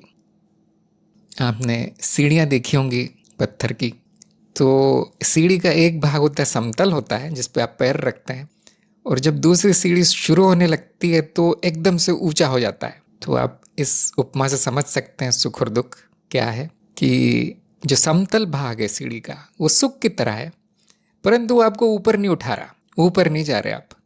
कोई कष्ट नहीं, वहाँ पे खड़े हैं आप पैर रख के, आराम है। लेकिन जैसे ही वो भाग आता है जो कि ऊपर ले जाता है आपको, अब कष्ट होता है, अब थकते हैं, उस पर चढ़ने में कष्ट होता है, प्रयास लगता है। लेकिन आप एक पायदान ऊपर आ गए, प्रगति हो गई। वो दुख का भाग है। तो कौन सी कृपा नहीं है? दोनों ही कृपा है। अगर केवल सीधा सीधा हो जीवन ऊपर की तरफ तो कष्ट ही कष्ट होगा। कोई भी व्यक्ति नहीं कहेगा कि हाँ मुझे प्रगति करनी है, बिल्कुल नहीं कहेगा। कोई व्यक्ति नहीं कहेगा मुझे अज्ञान का नाश करना है, नहीं, बहुत कष्टदायी है वो। जितनी छोटी छोटी सीढ़ियाँ होंगी उतना आराम है चढ़ने में। धीरे होगी प्रगति हम कहेंगे, लेकिन होगी तो ज़रूर। कुछ लोग बड़े प्रचंड साधक होते हैं, वो कहते हैं आने दो, दुख है, कष्ट है, मुझे कुछ नहीं फर्क पड़ रहा, पीड़ा है, मुझे साधना बताइए, सबसे कठिन सबसे पीड़ादायी साधना मैं करूँगा। उनको हम कहेंगे तपस्वी है वो लोग। तप का अर्थ है कि तपना आग में। तो वो लग जाते हैं उस अनुष्ठान में, और उनके एक जन्म में इतनी प्रगति हो जाती है जो आम साधक की 100 जन्मों में होती है, लेकिन कष्ट बहुत है। तो सीढ़ी की उपमा से आपको समझ में आ गया होगा कि जितना कष्ट करेंगे उतनी प्रगति होगी, लेकिन इतना भी नहीं करना चाहिए कि जीवन में कोई सुख ही ना बचे। संतुलन तो हाँ, दोनों ही कृपा है। अगर वो असंतुलित हो जाए तो हम कहते हैं हाँ अब कृपा नहीं हो रही है, सुख ही सुख चल रहा है, मतलब अब ऊपर तो जा ही नहीं रहा है। वो यदि केवल ऊपर ही सीख मिल रही है, डंडी पढ़ रहे हैं बस रोज गुरु जी के, तो भी ठीक नहीं है वो आनंद कहाँ है उसमें सीखने का? तो दोनों ही कृपा है। मनुष्य के जीवन क्या सीखने के लिए है या आनंद के लिए है? अब इसका उत्तर प्रकट हो जाएगा, आसान हो जाएगा आपके लिए देना, कि मैं यहाँ सुख भोगने आया हूँ या प्रगति करने, सीखने, कष्ट करके, तप करके। अब बड़ा आसान है, देखिए दोनों के लिए है। और अगर वो पूरे संतुलन में हो तो बहुत अच्छा है। दोनों में संतुलन हो, जैसे सीढ़ी है, जितना आगे ले जाए उतना ऊपर ले जाए, तो वो बहुत अच्छी सीढ़ी है। अगर आपका जीवन ऐसा है, बहुत अच्छा जीवन है, पूरी तरह संतुलन में चल रहा है। जैसे कुछ लोग कहते हैं ना, आप तो कहते हैं ज्ञान ले लो, ज्ञान ले लो, इतना नीरस है ये ज्ञान। मेरा तो मन करता है सारे सुख भोगने का संसार के। मेरा प्रारब्ध क्या है, लेकिन मेरी रुचि तो है, मुझे ज्ञान भी लेना है, लेकिन मुझे सुख भी तो चाहिए। तो मैं यहाँ किस लिए आया हूँ मेरी समझ में नहीं आता, क्योंकि इच्छाएं भी है मेरी सुख भोगने की, और ये भी इच्छा है कि मुझे मेरी प्रगति हो, मुझे ज्ञान मिले, मेरा विकास हो। दोनों में से मैं क्या करूँ? ऐसे प्रश्न आते हैं कि आपने कहा था नहीं इच्छाएं होंगी तो ज्ञान नहीं होगा, और इसे विरक्ति होनी चाहिए, मेरी तो नहीं है, तो मैं क्या करूं? जब मुझे ज्ञान हो गया फिर भी मेरी इतनी सारी इच्छाएं, मैं क्या करूं? आपने तो कहा तो चली जाएंगी, जाती तो नहीं है। तो अब आप समझ गए होंगे कि यहाँ संतुलन बिगड़ गया है। उस व्यक्ति का प्रारब्ध दोनों है, उसको सुख भी भोगना है, उसको प्रकृति भी करनी है। क्योंकि अज्ञान है इसलिए वो विरोधाभासी लग रहा है। नहीं बेटा, विरोधाभासी नहीं है, यहाँ सब कुछ पूर्ण है, सुंदर है ये जीवन। अज्ञान के कारण ऐसा लगता है। फिर गुरु आता है, उसके जीवन में प्रकट होता है। देखो तुम्हारे लिए क्या जरूरी है, सबसे पहला क्या है तुम्हारे लिए? सुख चाहिए तुम्हें या ज्ञान चाहिए? आपकी इच्छा क्या है? गुरु हमेशा यही पूछेगा कि इच्छा क्या है, इच्छा बताओ। अगर उसमें समर्पण होगा तो कहेगा आप ही बताइए गुरु जी, मैं समर्पित हूँ। लेकिन ऐसे शिष्य मिलते नहीं है। अपनी इच्छा बताने वाले शिष्य ज़्यादा ज़्यादा मिलते हैं। तो वो कहता है मुझे मेरी ये इच्छा है, वो इच्छा है सांसारिक। तो गुरु कहते हैं हाँ आ जाना 20 साल बाद, ये इच्छाएं पूरी हो जाए, तो जब शांत हो जाए थोड़ी सी, जब भोग लो थोड़ा सुख, आ जाना, मैं यही हूँ। और अगर वो कहता है नहीं पहले ज्ञान लेता हूँ फिर मैं देखूंगा क्या करना है आगे, तो हाँ गुरु कहते हैं हाँ आ जाओ आश्रम में, कल से सिखा दूंगा मैं। लेकिन इसका मतलब ये नहीं कि उसकी जो पुरानी इच्छा है वो समाप्त हो जाएंगी। वो फिर से वो पकड़ लेगा उनको पूर्ण करके ही जाएगा। अगर ये दोनों साथ हो जाए तो और अच्छा है। फिर आप देखेंगे अति नहीं हो रही है, न तो तपस्या की अति हो गई कि पूरे सन्यासी हो गया वो सब छोड़ के, या फिर भोग विलास में पूरा जीवन बीत गया, ऐसा भी नहीं होगा। दोनों एक साथ हो तो बहुत अच्छा है। कुछ लोगों में ऐसा होगा कि संन्यास वृत्ति ज़्यादा होगी, विरक्ति ज़्यादा होगी, वो सुख को अनदेखा कर देंगे, दुख को भी अनदेखा कर देंगे। कोई बात नहीं, वो उनका प्रारब्ध वैसा था, उनमें इतनी क्षमता होगी इसलिए ऐसे बन के आए हैं वो। कुछ में भोग विलास, संसार, समाज, संबंध ये ज़्यादा होंगे, उनके प्रारंभ में ये ज़्यादा होगा थोड़ा। और ज्ञान को थोड़ा बाजू में रखेंगे, खाली समय में कर लूँगा ऑनलाइन कार्यक्रम ज्ञान दीक्षा तो है ही, कहाँ जा रहा है। तो कोई बात नहीं, सबका आदर्श स्थिति नहीं होगी, परंतु गुरु आने के बाद वो समानता आने लगती है। गुरु अति नहीं होने देगा, कम से कम ज्ञान मार्ग में नहीं होने देगा। तो मुझे भी ऐसे साधक मिले थे, कहते मैं घर छोड़ के भाग जाता हूँ, ज्ञान ही सब कुछ है। तो उनको बहुत डांट पड़ती है, ये क्या है, मूर्खता है, घर में बैठो ज्ञान लो, मैं दे रहा हूँ तुम्हें। कुछ लोग ऐसे होते हैं, घर मेरे लिए सबसे ज़रूरी है, ज्ञान व्यान हो जाएगा तो हो जाएगा, आप मुझे शॉर्टकट बता दीजिए। तो उनको भी बहुत डांट पड़ती है कि थोड़ा सा कम करो ये सामाजिक और संबंध और परिवार और जो भाग रहे हो माया के पीछे, कम करो, थोड़ी सी विरक्ति लाओ, फिर मेरे पास आना। तो गुरु का काम समतल कर देना है, थोड़ा सा अति को शांत कर देना है। तो आप लोग भी अपना विश्लेषण कीजिए, आत्ममंथन कीजिए, कहाँ पर ज़रूरी है, कहाँ दोष है, कहाँ क्या करना है, कौन सा सुख ज़रूरी है, कौन सा दुख ज़रूरी। ये सब साधक को ये करना है। देखिए बैठ के इसमें गुरु की सहायता ली जा सकती है। साहिल ने पूछा है अनुभव क्रिया होने के लिए क्या समावेशी ध्यान आवश्यक है, या केवल साक्षी भाव में रहने से और अनुभव का मिथ्या रूप जानने से अनुभव क्रिया में रहा जाता है? क्या आत्मज्ञान होने का आनंद ही अनुभव क्रिया का आनंद है, या फिर आत्मज्ञान के बाद अगले चरण में अनुभव क्रिया हो जाता है? यह अनुभव क्रिया की परिभाषा की वो अभी है, साहिल को मैं ध्यान दिलाऊंगा। जो अभी है वो अनुभव क्रिया ही है, ऐसा कभी नहीं होगा कि वो नहीं होगी। तो क्या समावेशी ध्यान आवश्यक है? बिल्कुल आवश्यक नहीं है, वो पहले से है। समावेशी ध्यान एक तरीका है उसका स्वाद चखने का कि अभी क्या है। समावेशी ध्यान से वो जो विभाजन वृत्ति थोड़ी सी कम हो जाती है, तो आप अभी अनुभव क्रिया में ही हैं, ध्यान दीजिए। और साक्षी भाव अलग साधना है। देखिए मैं साक्षी हूँ, अनुभव मिथ्या है सारे, ये साक्षी भाव है, इसका अनुभव क्रिया से ज़्यादा संबंध नहीं है। साक्षी भाव ये है कि अनुभव क्रिया पहले से है और उसमें ये लीला चल रही है कि मैं साक्षी भाव में हूँ, मैं साक्षी हूँ, क्योंकि ये जीव के लिए ज़्यादा फायदेमंद है। मैंने कहा ना, प्रगति के लिए ज़्यादा अच्छा है। अगर आपकी प्रगति नहीं भी हो रही है तो भी वो अनुभव क्रिया ही में ही है, वो अवस्था हमेशा अनुभव क्रिया की है। आत्मज्ञान होने का आनंद ही अनुभव क्रिया का आनंद है? नहीं, आनंद हमेशा से है, आपका स्वभाव ही आनंद है। आत्मज्ञान होने के पहले भी स्वभाव आनंद था, बाद में भी आनंद है। अनुभव क्रिया का कोई अलग से विशेष आनंद नहीं है एक ही आनंद है, वो आप स्वयं है। ध्यान से देखिए, स्वयं की तरफ दृष्टि डालिए, क्या अभी आनंद नहीं है? शायद ये कहना चाहते हो कि मानसिक आनंद, चित्त का आनंद नहीं, वो आना जाना है, वो आनंद नहीं कहलाएगा। कभी कभी कह देते हैं अज्ञान की भाषा में, आत्मज्ञान का आनंद ही कुछ और है, साक्षी भाव का आनंद ही कुछ और है। थोड़ा सा स्वाद आ जाता है साक्षी भाव आने पर, क्यों पहले नहीं था, इसलिए अब दिख पड़ता है। जैसे बादल छटने के बाद सूर्य दिख जाता है थोड़ा सा, क्या वो पहले नहीं था? पहले भी था। अनुभव क्रिया आनंद एक ही चीज़ है। देखिए आत्मज्ञान के बाद का कोई अगला चरण है नहीं, ये अंतिम ज्ञान है। इसके बाद ज्ञान का त्याग है अगला चरण, ज्ञान का त्याग। आप कह सकते हो ब्रह्म ज्ञान है, क्योंकि ब्रह्म ज्ञान में कोई ज्ञान तो होता नहीं है खास, ज्ञान का भी त्याग हो जाता है, उसमें अज्ञेयता रह जाती है ब्रह्म ज्ञान में। बहुत से लोग कहेंगे नहीं नहीं मैं जान गया हूँ कि सब कुछ एक है। ये विवादित चीज़ है, विवाद का मामला है, क्योंकि कभी नहीं कहा गया कि एक है सब कुछ। जान लिया जाएगा कि एक है, नहीं होगा, अनुभव नहीं होगा एकता का, तो क्या जान लिया? दो नहीं है, इतना जान लिया गया। दो नहीं है, नकारात्मक ज्ञान। वो नकारात्मक ज्ञान क्या है?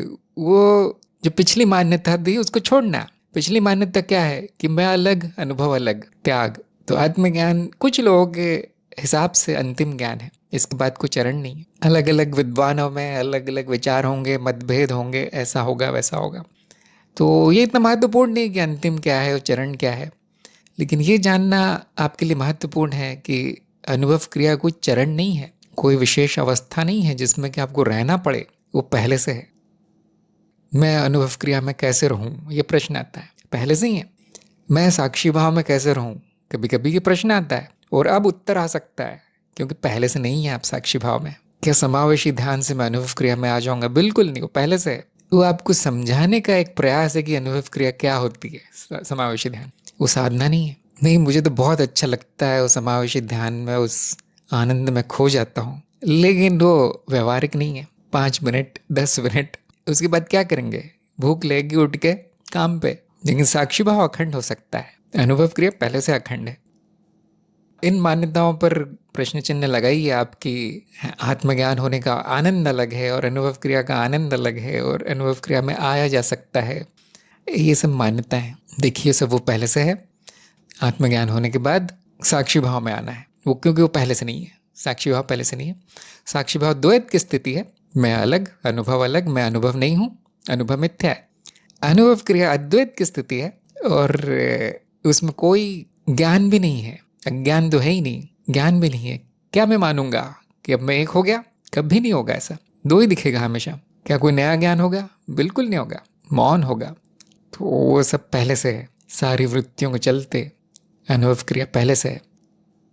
रघुनाथ ने कहा मराठी में अच्छी उक्ति, अगर ज्ञान होता है तो फिर यानी तुम पूरे सुखी हो जाओगे। हाँ, ज्ञान सुख और दुख दोनों का अंत है ना, क्योंकि दोनों ही वृत्तियां हैं, आनी जानी चित्त की अवस्था है, सुख और दुख। सुख अच्छा खालीपन है, दुख बुरा खालीपन है, लेकिन परिवर्तनशील है, इसलिए दोनों मिथ्या है। तो क्या हो जाएगा ज्ञान होने के बाद? कुछ नहीं, वो चलते रहेंगे, परंतु अब आनंद की पृष्ठभूमि में चलेगा। सुख भी आनंद है, दुख भी आनंद है, अब केवल खालीपन है, अच्छा और बुरा, सु और दू छोड़ दिए गए, अब केवल आनंद। तो हाँ, जिसको आनंद नहीं पता उसको कहा जा सकता है कि तुम पूरी तरह सुखी हो जाएगा, परम आनंद, परम सुख। समस्या ये है कि जब वो आनंद की स्थिति में आता है तो इतना कुछ खास नहीं लगता। अहम के लिए वो आनंद बेकार सी चीज़ है, क्योंकि वहाँ पे अहम का नाश होता है ना उस आनंद में। जिसमें अहम वृत्ति बहुत हावी है, शक्तिशाली है, उसको ये आनंद कभी पसंद नहीं आएगा, न समझ आएगा। वो कोशिश करता रहेगा मैं आनंद में आ जाऊं, किसी तरह का बड़ा सुख होगा इसमें, लेकिन वो कभी नहीं होगा। ये सारा प्रयास आनंद की पृष्ठभूमि में हो रहा है, जो आप स्वयं है। तो इस हिसाब से बड़ी मामूली सी चीज़ है आनंद। हाँ, केवल आनंद ही आनंद है, बाकी सब उस पर उठने वाली लहरें हैं। कभी कम आनंद, कभी ज़्यादा आनंद। जो कम होता है उसको कहते दुख, ज़्यादा होता है तो हम कहते सुख। लहरें हैं, तत्व तो आनंद है। तो योगेश के प्रश्नों की ओर आते हैं। पहला प्रश्न था इनका, ज्ञान के प्रति रुचि कैसे जागृत होती है? इनका उत्तर गलत हो गया। ऐसा बहुत कम देखा जाता है कि ज्ञान के प्रति रुचि जागृत हो जाए कुछ करने से। ये जन्मजात होती है, इसको विकसित नहीं किया जा सकता। व्यक्ति पैदा ही होता है उस रुचि के साथ। ये बात कार्यक्रम में बताई गई है कि कुछ चीज़ें जागृत नहीं की जा सकती। जागृत करने का अर्थ यही है यहाँ पर कि पहले नहीं था अब आ गया, ऐसा नहीं होता। कैसे कर दूं जागृत रुचि? नहीं होगा, या तो होती है या तो नहीं होती। तो हम कहते हैं आनुवांशिक है, पैदाइशी है, या कभी कभी तंत्र से उधार लेके हम कहते हैं कि वो प्रारब्ध है, वो उसका भाग्य है, पूर्व निर्धारित है कि वो इसको इस मार्ग में रुचि आएगी। ऐसा कभी नहीं होता कि व्यक्ति मार्ग पकड़ता है फिर उसकी रुचि जागृत हो, बहुत कम, शायद ही। लेकिन ऐसा हमेशा देखा गया कि उसकी रुचि होती है तो मार्ग पकड़ता है, ज्ञान मार्ग, नहीं तो नहीं। जैसे मैं कहता हूँ ना, रुचि लो, रुचि बढ़ाओ, लेकिन वो कहने की बात है। वो शायद याद दिलाने का प्रयास है कि तुम्हारी रुचि इस तरफ है, उधर भटक गए हो। ये मनुष्य की प्रकृति है कि उसको जहाँ रुचि होती है वही कार्य पहले करता है, बाकी मजबूरी अरुचि से करता है। इसलिए अगर रुचि ना हो तो ज्ञान नहीं दिया जा सकता, पढ़ाया नहीं जा सकता, उसको सिखाया नहीं जा सकता। तो हाँ, कुछ लोग मिल जाएंगे इस तरह के लोग कि मेरी तो कोई रुचि नहीं थी ज्ञान में, लेकिन जैसे ही आप मिले या मुझे ये गुरु मिला, मैंने ये वीडियो सुना, तो मेरी रुचि जागृत हो गई। तो ये व्यवहारिकता में कहना ठीक है, लेकिन वो मिला ही क्यों उस गुरु से? वो वीडियो देखा ही क्यों उसने? कि मजबूरी में देखा? नहीं, हो सकता संयोगवश देखा हो और उसको याद आया हो कि हाँ, मैं इसलिए पैदा हुआ, मेरा जन्म ही इसलिए हुआ है, ज्ञान के लिए। तो रुचि प्रकट होती है, जागृत नहीं। प्रकट होने को कभी कभी बोल दिया था, मेरी रुचि जागृत हो गई इस विषय में, वो पहले से है, बनी बनाई है उसमें। अक्सर बच्चों में ज्ञान के लिए बड़ी रुचि होती है, जिसको हम कहते हैं जिज्ञासा। रुचि होने का अर्थ है जिज्ञासा। धीरे धीरे उनके संस्कार, उनके कर्म उन रुचियों को समाप्त करते हैं और दूसरी चीज़ों में उनकी ज़्यादा रुचि होती है। यहाँ ज्ञान से आध्यात्मिक ज्ञान की बात है। हो सकता है उनके किसी और ज्ञान में रुचि हो, विज्ञान, अर्थशास्त्र का ज्ञान, ये ज्ञान, वो ज्ञान। नंबर 2, क्या शास्त्र पढ़ने से अज्ञान होता है? इनका उत्तर बिल्कुल सही था कि वो अज्ञान हो सकता है अगर आप उसको सत्यापित ना करें। अप्रोक्ष अनुभव के अनुसार है वो शास्त्र, तो ज्ञान होगा। अगर उसको केवल मान लिया जाएगा, भले ही उसमें सत्य लिखा है लेकिन फिर भी मान लिया, तो वो अज्ञान कहा जाएगा। कैसे पता चलेगा वो अज्ञान है? 1-2 प्रश्न करो, उसके उत्तर नहीं आएंगे। जो शास्त्र में लिखा है उसके अलावा व्यक्ति कुछ और बोल ही नहीं पाएगा। वो जब भी उससे प्रमाण मांगा जाए वो यही कहेगा, यहाँ तो ये लिखा है। तो इससे पता चलता है कि पढ़ाई की है, समझा कुछ नहीं। अधिकतर शिक्षा व्यवस्था ऐसे ही है हमारी। एक गणित है विषय जिसमें ऐसा माना नहीं जा सकता कि किताब में लिखा है इसलिए 2 और 2 4 हैं, या इस चीज़ का फॉर्मूला ये है क्योंकि किताब में लिखा है। ऐसा नहीं कह सकते हो। गणित ही शायद ऐसा विषय है जहाँ पे वो अप्रोक्ष अनुभव से सत्यापित करना ज़रूरी हो जाता है, नहीं तो कुछ समझ में नहीं आता। और अब आप जान सकते हैं कि सबसे कठिन विषय लोगों को गणित ही क्यों लगता है, क्योंकि उसमें ऐसा रट्टा नहीं मार सकते आप। तोते की तरह रट नहीं सकते उसको। एक प्रश्न अलग सा आ गया जो किताब में नहीं है, अब उत्तर नहीं दे पाएंगे। ऐसे 1-2 विषय और है जो गणित जैसे ही हैं, क्योंकि गणित तर्कशास्त्र का ही उन्नत रूप है। तर्क की भाषा गणित है। एकमात्र विषय है जो बुद्धि बढ़ाता है, जो ज्ञान देता है हमारी शिक्षा व्यवस्था में, और किसी को पसंद नहीं आता वो। अक्सर मनुष्य में देखा गया कि वो बुद्धि को कष्ट देने से बचता है, जिससे शरीर को कष्ट देने से भी बचता है। आराम से हो जाए कार्य, मेहनत न करनी पड़े, श्रम न करना पड़े, व्यक्ति की ये वृत्ति है। वैसे ही वो बुद्धि से भी कार्य लेना पसंद नहीं करते कुछ लोग, इसीलिए कुछ पढ़ लेते हैं, उसको ज्ञान मान लेते हैं, कहीं सुन लेते हैं, हाँ मुझे ज्ञान हो गया, संतुष्ट हो जाते हैं।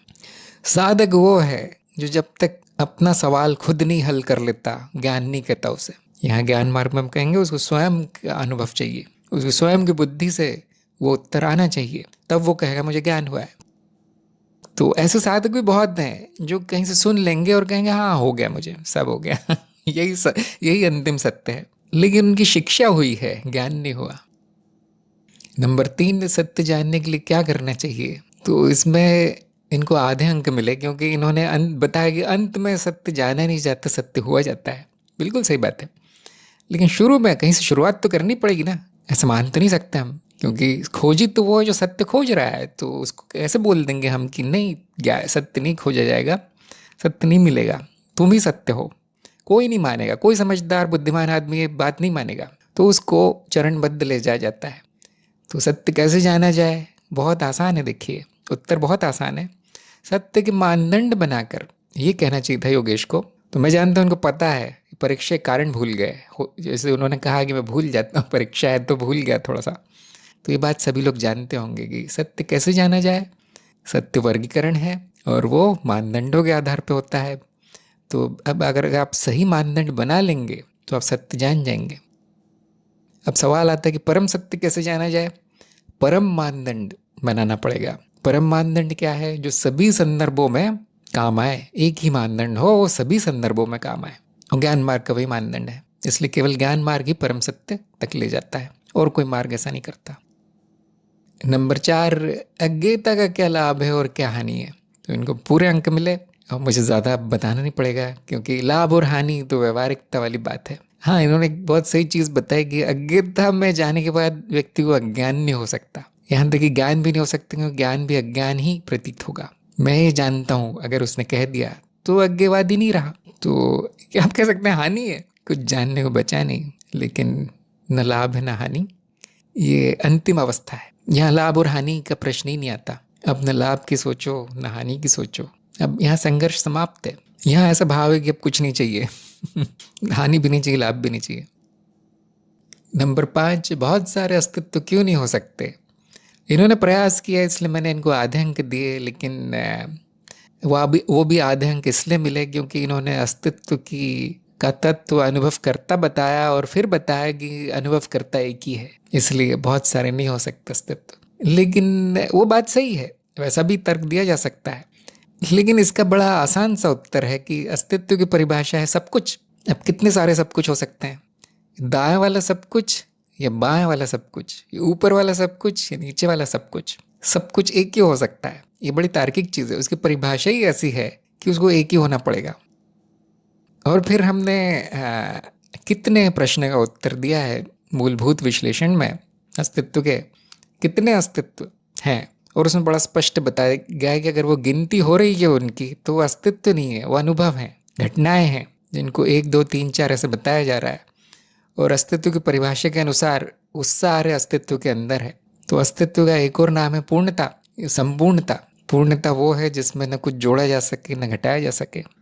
अस्तित्व ऐसा ही है। आप जोड़ेंगे तो कहीं अस्तित्व के बाहर से लाके तो नहीं जोड़ेंगे कुछ, क्योंकि अगर वो बाहर है तो वो दोनों ही घटनाएं हैं, दोनों ही अनुभव हैं, दोनों ही वस्तुएं हैं जो पहले से ही अस्तित्व है। और आप हटाएंगे कुछ तो कहाँ रखेंगे उसको, हटा के कहाँ ले जाएंगे। सब कुछ अस्तित्व है, सब कुछ का अर्थ अस्तित्व, संपूर्णता, संस्कृत में ब्रह्मन। मजे की बात क्या है, वो आप हैं ये बड़ी विचित्र, सबसे विचित्र बात है सृष्टि की कि संपूर्णता आप है। शून्यता और निर्गुणता में क्या भेद है, इनका उत्तर पूरी तरह सही आया, पूरे अंक। सभी जीवों का तत्व अनुभव करता है, जीव अनेक है फिर अनुभव करता है एक कैसे, तो इसमें भी आधे अंक मिले, और आधे अंक स्पष्टता के कट गए क्योंकि इतना स्पष्ट नहीं आया उत्तर। तो इसमें मान्यता क्या है इस प्रश्न में कि सभी जीवों का एक अलग अनुभव करता होना चाहिए, क्योंकि आपने कहा सभी जीवों का तत्व अनुभव करता है, मैं सब में एक एक तत्व होना चाहिए, क्योंकि वो बहुत सारे हैं जीव। तो फिर आप कैसे कह सकते हैं कि एक है। अगर वो एक है तो जीव का तत्व नहीं होगा, वो कुछ और होगी, एक वस्तु होगी जो कहीं रखी होगी। तो यहाँ पे अनुभव करता ज्ञान नहीं हुआ, उसको अभी भी वस्तु माना जा रहा है, या जीव के अंदर कुछ माना जा रहा है, कोई प्रक्रिया माना जा रहा है, या उस चीज़ का जीव बना हुआ है ऐसा भी कल्पना कर ली जा रही है। तो तत्व ज्ञान हुआ नहीं। तो जीव अनेक क्यों हैं, क्योंकि जीव अनुभव हैं, अनुभव बहुत सारे हैं। बहुत सारे कैसे, उनके प्रकार अलग अलग हैं, तो जीव अलग अलग प्रकार के अनुभव मात्र हैं। सभी अनुभवों का तत्व अनुभव करता है।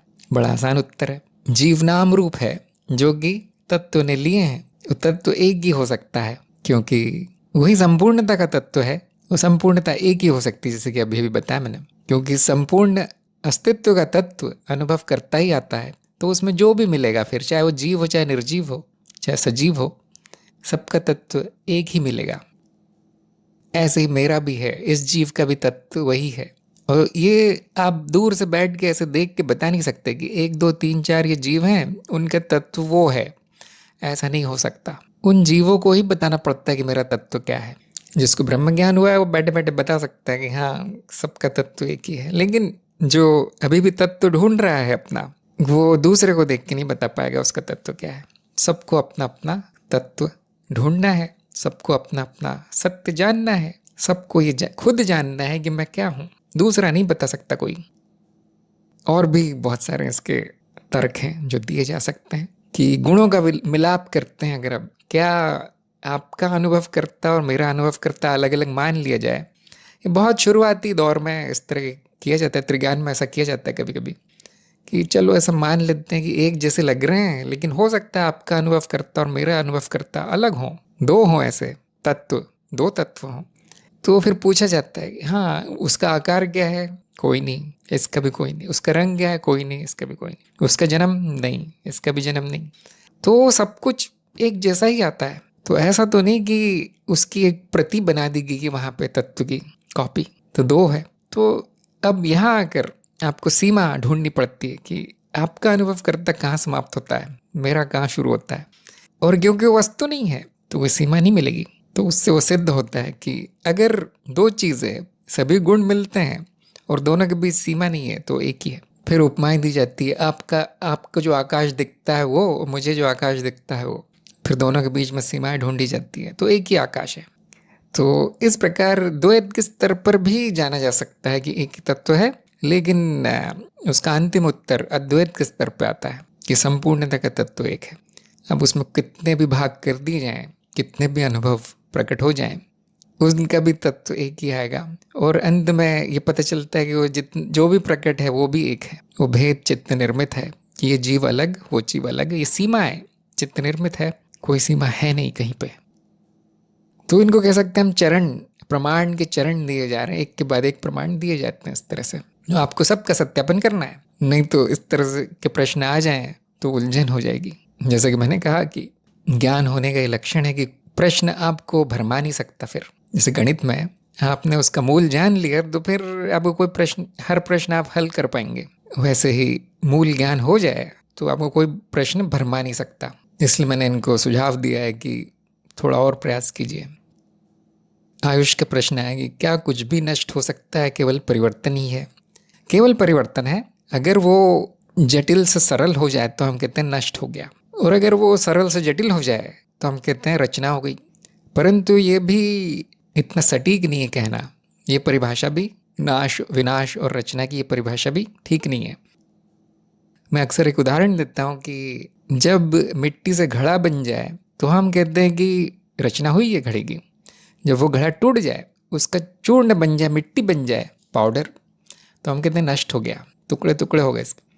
लेकिन जब गेहूं का आटा बन जाता है, पूरा नष्ट हो जाता है गेहूं, वो बीज, तो हम कहते हैं आटे की रचना हो गई।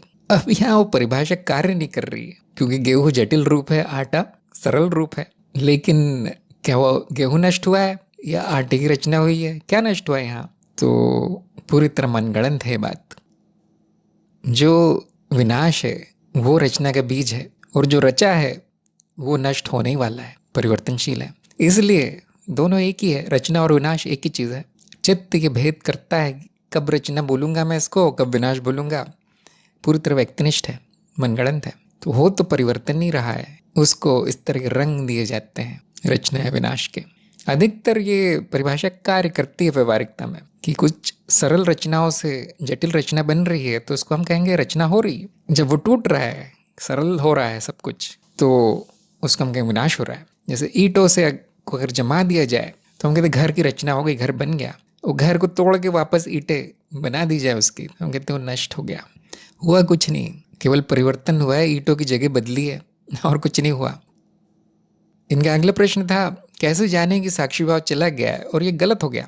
इन्होंने कुछ बताया था कि दुख की स्थिति होगी, अंधकार की स्थिति होगी, कोई बड़ी मुश्किल घटना होगी तो चला जाएगा, लेकिन वो उत्तर नहीं है।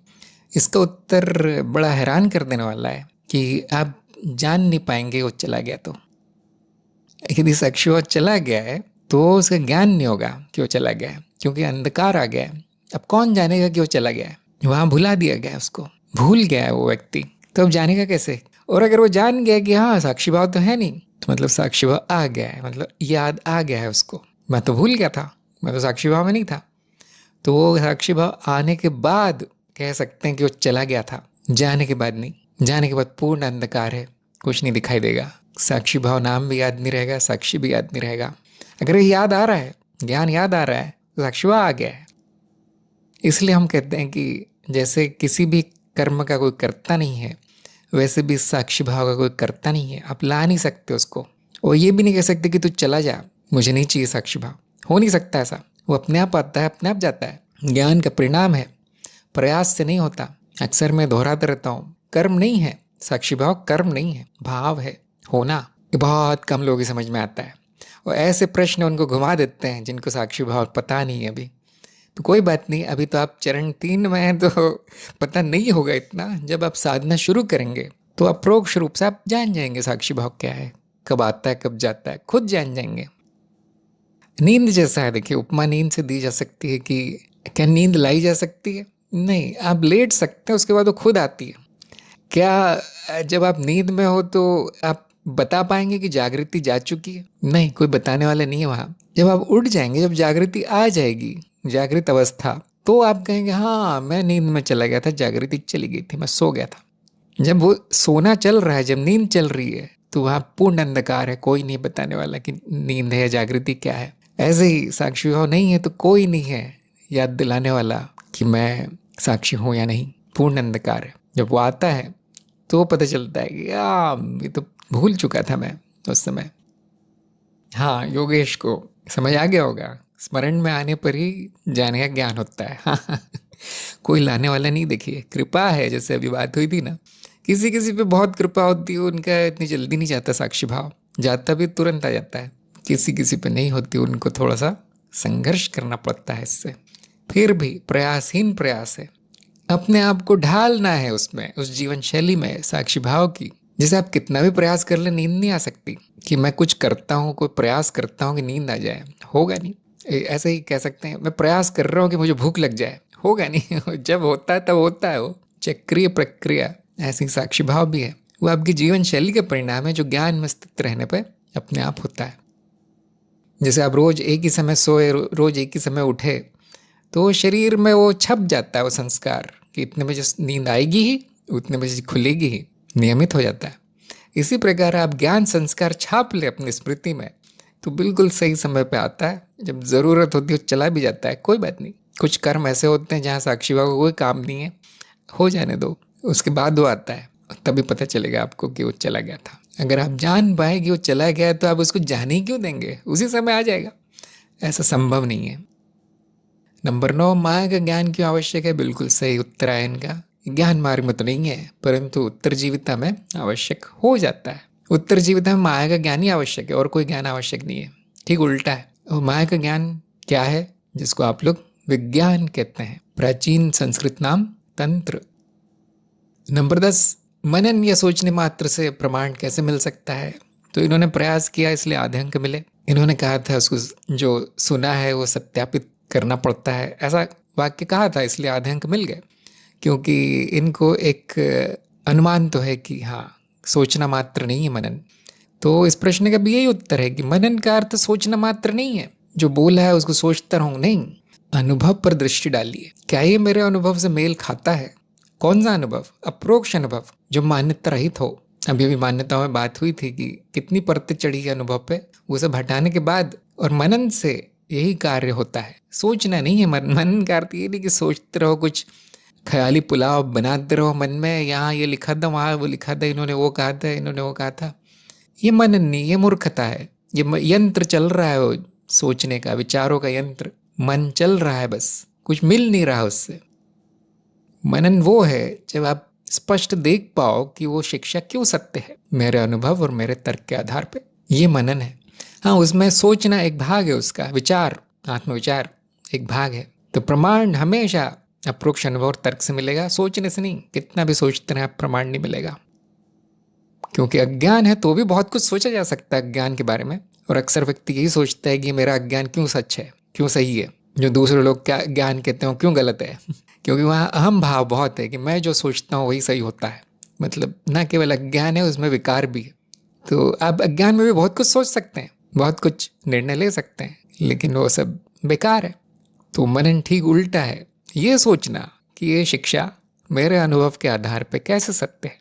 अगर असत्य है तो और अच्छा, क्योंकि असत्य को जानना भी सत्य को जानना है, एक ही चीज़ है। क्योंकि अगर वो असत्य सिद्ध हो गया, मिथ्याकरण हो गया, उसका मिथ्या साबित हो गया, तो सत्य कुछ और है। फिर आपके चरण 2 में मनन का एक पार्ट है, लेकिन चरण 4 में भी एक मनन का पार्ट डाल दिया है।